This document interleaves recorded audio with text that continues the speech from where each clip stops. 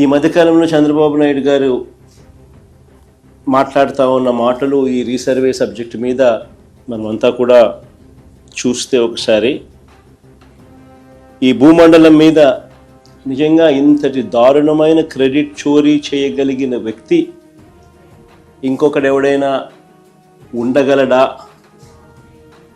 అని అనిపించేట్టుగా చంద్రబాబు నాయుడు గారు మాట్లాడుతూ ఉన్నారు.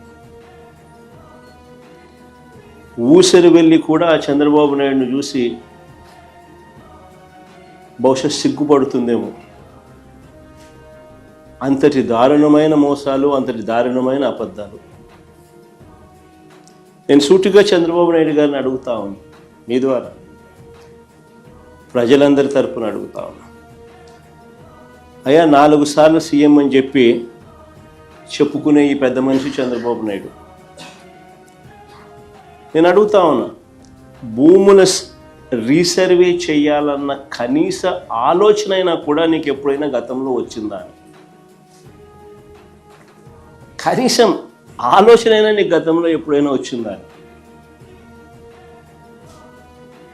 ప్రజలు ఇబ్బందుల్లో ఉన్నారు, రైతన్నలు ఇబ్బందుల్లో ఉన్నారు, రకరకాల సమస్యలు ఎదుర్కొంటా ఉన్నారు. భూ సమస్యల మీద, వారి సమస్యల మీద కనీసం నీకు ఎప్పుడైనా రీసర్వే చేయించి వాళ్ళ సమస్యలన్నీ తీర్చాలి అని చెప్పి కనీసం నీకు ఏ రోజైనా ఆలోచన అయినా వచ్చిందా చంద్రబాబు గతంలో అని అడుగుతాను.